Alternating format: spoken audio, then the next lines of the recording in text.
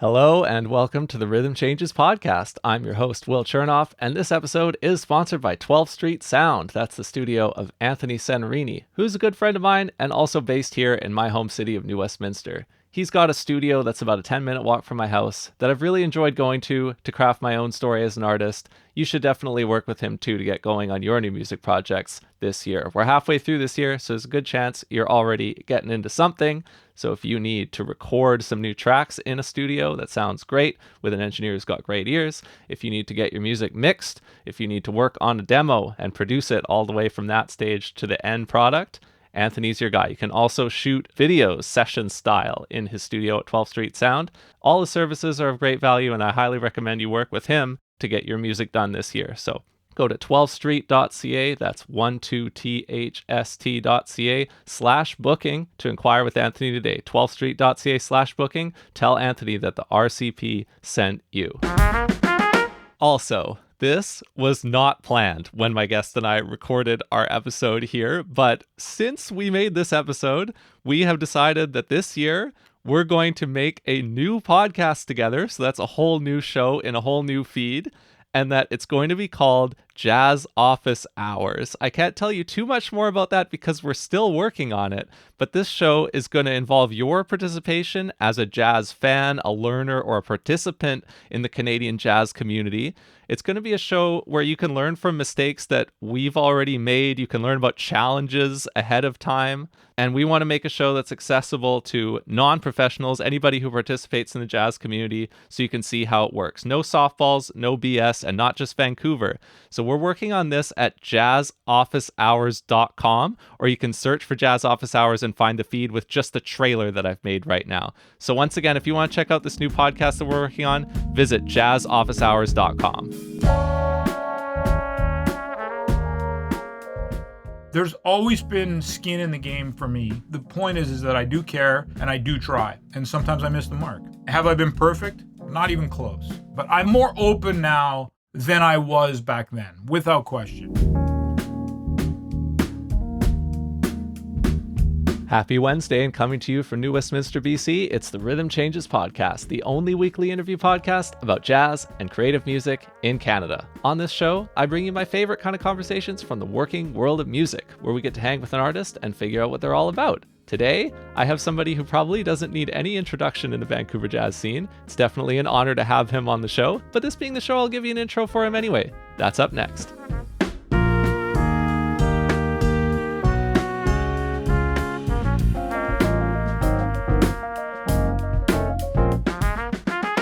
Our guest today is a saxophonist, the founder of Cellar Music Group, and the president of the Fraser MacPherson Jazz Fund. His most recent album as a leader is Just Coolin, released this past winter, featuring himself on tenor saxophone, Tilden Webb on piano, John Lee on bass, and Jesse Cahill on drums. You can find him on social media under his own name, find the Cellar Music Group at cellarlive.com, that's Cellar with a C, and visit FraserMacPhersonJazzFund.ca through the link that I'll include in the show notes to learn more about the fund. So please welcome to the Rhythm Changes podcast, Cory Weeds. Hey, Will, great to be here. It's an honor to have you on the show. If you don't mind, I'd love to start with the Fraser MacPherson Jazz Fund because I've been to a couple of things. There are different sorts of things since you became president of the organization to fundraise. Like you had an event featuring a bunch of students at Frankie's. You have this thing called the Vancouver Jazz Orchestra with James Danderfer, where you solicited some donations for the fund in addition to providing a great new big band for the community. And your album, Just Coolin, was a fundraiser. How did you come to be the president of the Fraser MacPherson Jazz Fund? You know, I've kind of been involved with the Fraser MacPherson Jazz Fund on and off for the last 10 years. I was actually on the board, but I was a non-contributing member, if that makes any sense. Like I didn't go to any of the meetings. Essentially what happened is I had a benefactor who is a dear friend of mine who's no longer with us, who liked to contribute to all kinds of things jazz. And so I ended up getting the Fraser MacPherson Jazz Fund a relatively significant donation, and that ended up with me being on the board. But at that time, I wasn't really interested in it. I had too much going on, and I didn't want to be on a board. I just wanted to get them some money to do what they could do, and that was the end of that. So James Danderfer, who's been a friend of mine for many years, approached me about becoming the president. And I was a little bit reluctant for, obvious reasons. Maybe the most obvious being is that I don't have a whole lot of room for more stuff. But it intrigued me for a couple of reasons. One, of course, I love the mandate of the fund for sure. They have a charitable tax license, which is rare, and I didn't think that they should let that go. And I know a lot of people who have money who would consider giving to this cause. I would be lying if I said I didn't want to work some of the things into my own thing, but they were all, working together to achieve the same thing. Like nothing I do is singular. So it's not the label and I book the club and I do shad bolts. None of those are singular things. They all are in this big pot of mine. And the Fraser MacPherson Jazz Fund was going to be no different and has been no different. So, okay, look, we've got so and so coming. Maybe they can do a clinic that's paid for by the fund. Oh, we have all these people coming for Jazz Walk. Maybe we can do, this, that. So that was sort of the thinking. And we needed money. And how are we going to get money? And so the first big project that we undertook was I was playing at the club with Tilden Webb, John Lee, and Jesse Cahill, and one of my longtime benefactors and dear friends, Yvonne DeTroy, was there. And she said, I want to record. You guys should record. I'd be happy to contribute and have you record the band. And it was a weird time because I just was coming out with Day by Day. I had my Strings record in the can, and that was coming out. I'm like, man, the world does not need another Cory Weeds record. It really doesn't. Or so I thought. So I was like, at the same time, it was in the middle of the pandemic. I didn't want to say no to money, more so for my musicians. Like, if I can pay musicians to make a record and pay an engineer, and, I don't want to take that money away from them. So I felt like I was gifted this opportunity. I have to take advantage of it. So I went to the Jazz Fund and said, look, I would like this person to donate the money to the fund, and we will donate 100% of the proceeds of the sale of that recording to the Jazz Fund. Yeah. And said, yes, as long as, we're not getting into the CD business or the record label business, I think we're cool. So we did it. And what I can tell you is I don't have a number, but I will have a number very soon because for some strange reason, other than the fact that I'm proud of the record and I think it's very good, it's completely blown up on streaming services to the point where we're going to see some significant revenue for the fund. And I'm laughing because, of course, my most successful record on streaming, 100% of the money is going to the fund and not to me. But hey, it's all for charity, so it's a good thing. So that's kind of how it started. And then we got into that, and we have another project that's made up of all Fraser MacPherson's original compositions that have been recorded all over the world. Scott Hamilton did one in Italy. Jocelyn Gould did one in Winnipeg. Virginia McDonald did something in Toronto. Grant Stewart did something in New York. A bunch were done here. So we have that coming out as well. And that's also going to serve as a fundraiser to the fund. And that was donated by the Peregrine Foundation, which is run by a really good friend of mine. So, I have been very lucky that people have just given me money personally to say, Cory, we love what you do and we want you to keep doing it. Here's the money. We don't need a tax receipt or we don't need recognition. But there is a lot of people that like a tax receipt is a big benefit for them. And so this gives us an opportunity to be able to do that while creating something really exciting for the fund and hopefully that draws awareness. There are two things. There's fundraising, but there's also awareness. The fundraisers at Frankie's that you referenced, those are not huge money makers. Having said that, I was at Frankie's one night and Joannie, the waitress, came over to me and said, oh, there's a group of kids at that table that really want to talk to you. And I was like, well, just tell them to come and talk to me. And they were like, they're scared. I'm like, scared of what? And they said, well, you're a guy, like you're the guy. I'm like, what are you talking about? What do you mean I'm like Oliver Gannon is the guy?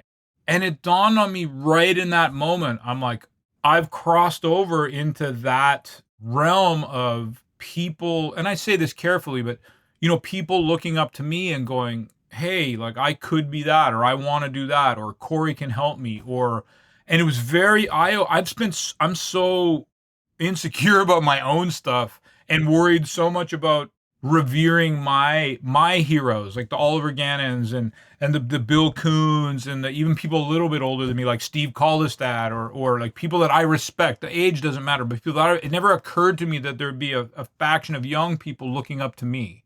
And that started a real change for me where it's like, wait a minute, you're in this position now where you really have an opportunity to give back and to offer some kind of mentorship that, quite frankly, I didn't have when I was growing up because the access is different. Right. And so I've been doing this thing now. I'm starting to get some calls. I think word is starting to spread, but I'm starting to get some calls like, "Hey, Cory, it's so and so. Could I take you out for lunch? I just want to pick your brain." I'm like, "No, no, no. You don't need to take me for lunch. Buy me a coffee. We'll meet at Deer Lake. We'll go around Deer Lake. It takes an hour and a half to go around twice. I'll give you my time. You just got to buy me a $3 coffee." And I can't tell you, Will, how much I've enjoyed talking to these young musicians. And fast forward into the Fraser MacPherson Fund, it's really given me a different outlet to offer some kind of mentorship. I don't teach saxophone, but I really feel confident about my abilities as a business person. I've done everything in this business and I'm still making mistakes and still learning. But I really love talking to young musicians and answering their questions about what they should do and what do you think of this, Cory, and what do you think of that? I really get a kick out of that. And it makes me feel very good that young musicians are reaching out to me and taking advantage of it. Because like I said, I didn't have it the same way they have it now. So it's been really neat. And the Fraser MacPherson has allowed me to further that along a little bit. Wonderful. Yeah, that's all great to hear. And I would encourage anybody to follow the fund on social media or go to the website to check out for upcoming announcements about what the fund might be doing as we head into this fall. Can I tell you about the first time I ever went to the Cellar? Sure. Was I nice? Well, I was very young, so I was definitely I was scared of pretty much anybody who was an adult at the time, maybe, but it was August 20th, 2010. You were releasing your album called The Many Deeds of Cory Weeds. The album has Joey DeFrancesco on the organ, Chris Davis on trumpet, Byron Landam on drums. The release concert had Chris on trumpet, Chris Gestrin on organ, Jesse Cahill on drums, and I was brought there by the Douglas College Summer Jazz Intensive with Bob Rebliati. And this was the Wow. first time that I ever heard you. This was the first time I went to the Cellar. And my dad and I took the deal where if we picked up a copy of the vinyl record, there was no cover charge. Wow. Wow. I didn't even know I did that. That's hilarious. Wow. That's Yeah, funny. $20 for the vinyl record, no cover. Cover waived. Good move. That was a special, I mean, the release was special, but the recording was obviously very special.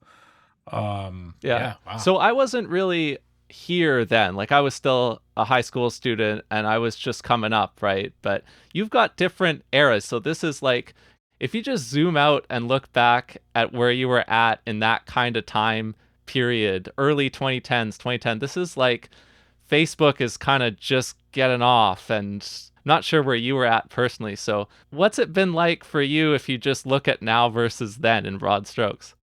It's funny. I've been thinking a lot about, that's why I said, was I nice to you? I've been thinking a lot about exactly the question sort of you're asking. And I've always been super driven. That's never changed. But I think in the earlier days, I had to be more narrow focused. I'm a sensitive guy, and that may not come out in my everyday dealings with people, but there was an exterior that I think I had to have and that I had to present just to protect myself. The problem with that is I think that I probably unintentionally cut some people out and kept people outside of my circle. Having said that, I was also running a for-profit business that 100% depended on having people in the seats. And it's much different now because, and I use this analogy all the time, there are so many great musicians in this city that I could never hire at the Cellar because they wouldn't draw. It doesn't mean that I don't like them or that they're not good, but for some strange reason, I couldn't make them draw. What's happened over the pandemic is because there's been such a hunger for music and Frankie's was able to stay open, it allowed me to expand my scope. And I don't mind using names. I think of people like Dave Say, who I respect a ton as a person. I respect him even more as a musician. But Dave was never part of the regular rotation at the Cellar. And it wasn't because he wasn't good. I just couldn't make the draw thing happen for him there. Now he plays at Frankie's on a Thursday night. There's 65 people in there. And I'm really proud of that. And I think it's a testament to a lot of things. First of all, it's a testament to the scene opening up and people's minds sort of opening up. But I'm not one to compliment myself, but it's also about me opening up and realizing that you have to open up your circle a little bit more and you have to start letting more people into that circle and start developing audiences for those people, because not everybody is like out there like me asking for gigs. Not everybody's a hustler, so to speak. And so I've really, over the last 3, 4, even 5 years, have been like, we need to expand. We need to get some younger people in there. We need to get some different music in there. We need to get some other veterans of the scene in there. And we need to really try hard to build that. So I think that's the difference between now and then. Now I've been afforded the flexibility, if you will. Back then, I had to keep the lights on. I had to pay my mortgage. I had to like buy food for my family. And so I was very focused straight ahead. I didn't like, no, I can't do that because I can't take that risk. And it feels much better now to be a little bit more open-minded. And I still get criticized. I get criticized. I get a big kick out of, you've seen the online fun feud between Tim and I. A lot of people are thanking Tim, like, thanks, Tim, for doing this. Like, it's so great. Like, Cory would never do this. People don't realize, and I don't care about getting credit. That was my idea. I went to Tim, and then I went to Frankie's. I'm not saying that because I feel like I need it, but it's just, I'm open and I understand, but I also have a business to run. And even though it's not my business, my job depends on it. If I start doing different stuff and it doesn't do well, guess who loses his job? It's me. There's always been skin in the game for me, but I'm more open now than I was back then, without question. Have I been perfect? Not even close. But the point is that I do care and I do try. And sometimes I miss the mark. I'm human. I will give you a real answer, though. You ask whether you were nice to me. The answer is we didn't really interact because, Good. you... I was going to be like, the answer is no. I wasn't gonna... No. I think this is probably why, even though I've been around this scene for 10-ish years or so as I've grown up, that I feel like I haven't quite gotten to know you yet until now. It's because when I was younger, I was a bit hot-headed and I was doing things without asking for permission. I am an introvert who likes to spend time by myself, but I need to behave a certain way because there's things I want to try and there's things I want to do, and I need to put myself out there and try and do them. And I didn't know how to engage with people, and so I kind of kept to myself. I kind of kept with my own people, and that's kind of how that went. Yeah, I mean, I hear you. I think that, obviously we go on at length about this, but social media is really not a great place to engage about anything, really about anything other than saying, here's my gig. That's why I love your podcast and your post, your blog and stuff. It's like, and as you know, I've responded. Sometimes the stuff you've written gets me fired up. I'm like, man, I'm gonna email Will and say, man, I think you're wrong about that. We should talk about this. And when you do it in that way, it's healthier than, posting something on Facebook and then running away. I wish more, I almost said young people. I wish more people would say, hey, and let's take like not a hot button issue, like clubs are not paying enough. Okay, yeah, that's an issue.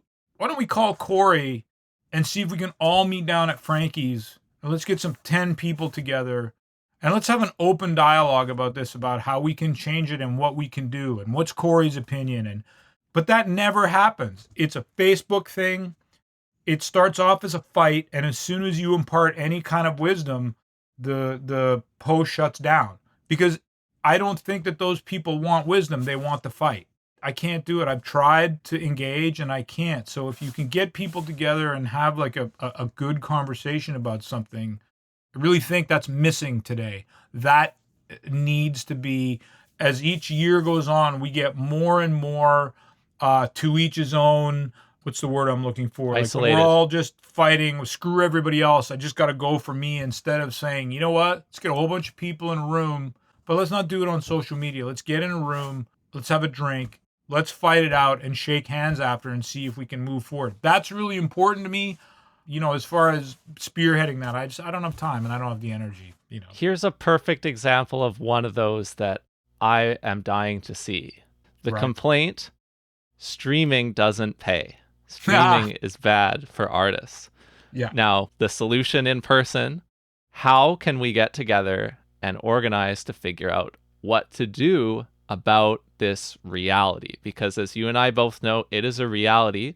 Some of your recordings have probably become some of the most listened to, some of the Cellar Music releases, most listened to Vancouver jazz records of all time because of streaming. That doesn't appear to be slowing down. There's something good happening there. There's also bad things about it for musicians and for artists, but how can we organize ourselves to deal with the way it is? Yeah, that's Yeah. a big one. It's not going away. I don't condone the business practices of any of those streaming companies. So I want that to be said right off the bat. However, I'm not going to complain about it. I'm going to try to embrace it and use it to my advantage. Now, the other thing that needs to be said is that I have a record label that has over 300 titles on it. So I have a bit more of a machine than some independent artist just putting out one record. But I do have the opinion that if people spend as much time trying to advance their career and trying to embrace the streaming thing as they do complaining about it, they would probably start to see some benefits. And one of the issues I'm seeing is that people have basically given up on physical media, and I think that's a big mistake for a couple of reasons. It's not dead, especially in jazz music. Hold on. So you mean the artists have given up on producing it, right? Yeah, a lot of artists are like, physical media, I'm just going to do it streaming. Well, there are a few problems. First of all, you're going to get a publicist for your music. The first thing they're going to ask for is physical CDs. You're going to do a radio campaign. The first thing they're going to ask for is physical CDs. And then depending on the kind of music you play, you have to look at your demographic. Now, if you look at my demographic is 40 plus. They're still buying CDs. You've completely said, I don't care about that demographic at all. It's a problem. It's still all working in tandem. And as soon as you try to separate it out, you're doing your music a very big disservice. That's my attitude. Yeah. Well said. I mean, one of my first successful articles at Rhythm Changes was called Maria Schneider's Whales. And the whale is like a big customer, like the person who spends more money than like 99% of the other customers. And like you said, if you don't produce physical media, if you don't do fancy things for fancy people, you don't give your best fans the opportunity to give you more money. Streaming flattens it all out, so everybody can only give you a little bit of money and nothing more. And one thing that makes an artist like Maria Schneider, who goes off the board and does more traditional things in some ways, but more direct things with physical media and special experiences, is that you activate your best fans. Absolutely. That's a perfect way of putting it. You exactly. Yep, exactly. So like I said, I feel like I've cracked the code a little bit. But there's always like, let me give you an example. So my strings record, which I'm very proud of, it sounds amazing. It got a whole page in downbeat. Not one reorder from my distributor. Not one. Steve Caldestad puts out a record live at Frankie's. I was there. Very small radio. They've already reordered twice. Huh. Now, you can say Steve's a better saxophone player than me, but I don't think that's what it's about. It's so odd to me that kind of stuff, like literally no press. My record got incredible press and not another reorder. So that's the problem, is that's why there's no jazz business for dummies. It's hit somewhere on streaming that are making people aware of the record that are selling the physical copies. Now, the problem, there's no way to ever know that because there's no analytics around how you sell your stuff. So that's why you have to remain open and try everything. But I personally, I don't think I'm not going to stream my records on Spotify. I'll show them. What does that do? What does it do? Oh, here's another example. Just Coolin. Just Coolin comes out, no press, very small radio. I get an email every day, Will, from somebody about that record. Every single day. And it was recorded in a house. Instagram post. It was recorded at the top floor of a house. Not that that's bad. It's just different sounding than a real studio record.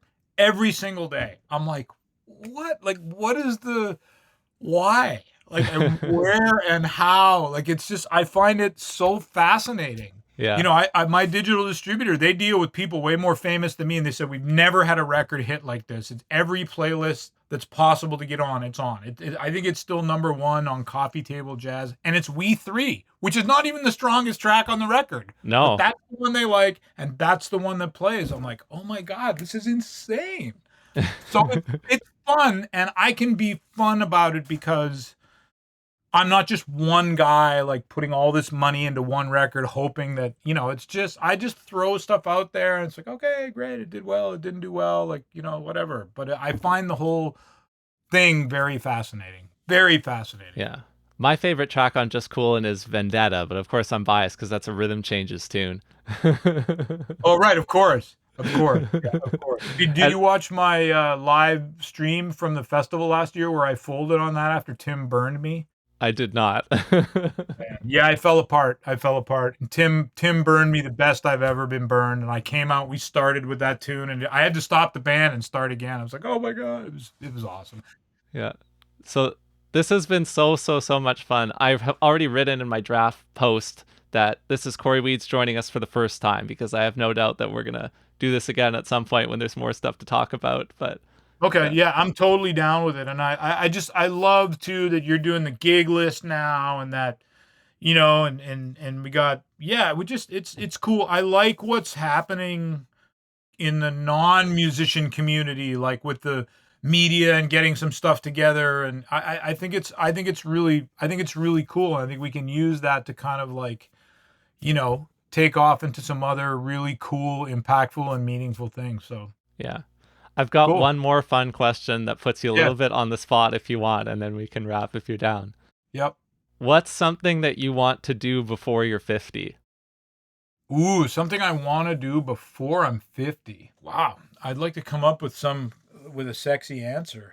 I've been very lucky, and I've been very, very lucky. I've been afforded a lot of opportunities to do everything I wanted to do, own clubs and own record labels, and I got nothing, man. Well, I'll give you one. I'll also just shout out, because I haven't mentioned this yet, is that, of course, Cory hosts a radio show called Condition Blue on B-Side Radio. He's hosting it locally in Vancouver now, Wednesdays at noon. I tune in while I'm working, so I recommend you do that as well. He's always picking great gems from his collection, so that's my plug for Condition Blue. Thank you. But one thing that I'm pretty sure you will be doing before you're 50 is you will be reactivating New York with Weeds 2023. Yes, I will. I'm very excited about that. That's a really, really fun trip. I think it's sold out. There might be some room left, and this is going to be the 10th year. Of course, it's been delayed 2 years. That's a fun trip, and I'm looking forward to bringing those people back. Uh-huh. And we have a lot of fun. We're going to record some records this year, and we're going to do some cool things. So yeah, that'll happen before I'm 50. Honestly, I think the answer that you're saying of, what are you talking about, I'm just doing whatever I'm doing anyways, that's probably the best answer. That's probably where you want to be. Yeah. I mean, yeah, I've been really lucky. I got lucky. I struck, like I recorded with Joey. That was a big bucket list. I recorded with Jeff Hamilton. That was a big bucket list. I sat in with Christian McBride. That wasn't a bucket list until I was doing it. Then I'm like, oh yeah, I mean, this is incredible. I've been very, very lucky to do all the things that I've done. It won't happen. I'd love, my best friend is the saxophone player on the Tonight Show, Ian Hendrickson Smith. I'd love to play on the Tonight Show, just because I love how TV works, and I've been in the audience so many times, and I'm totally fascinated with the way that happens. I'd also love to find a gig where I just DJ'd and played jazz records. That would be really cool. Nice. But yeah, I'm lucky. I'm really lucky that way. So yeah. Well, it comes across, man. And this was such a fun chat. I look forward to seeing you out there again very, very soon. It's been an honor to have you on the show. Thanks so much for taking the time to chat with me today, Cory.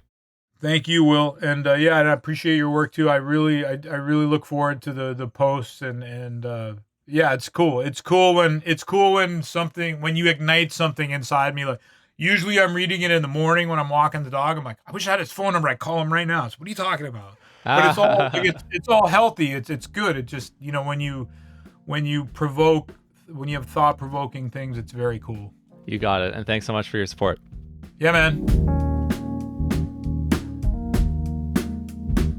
Once again, thank you so much for listening to this episode of the Rhythm Changes podcast. If you like what we do here, I invite you to sign up to the free weekly article that I write. It goes out on Tuesday mornings, and this week's article available now is my review of a release from Cory's Cellar music label. The album is called The Artist, and the artist is John Lee. So if you check that out and you enjoy that album, you like what we do there, sign up for future editions of the free weekly article right on our homepage at rhythmchanges.ca.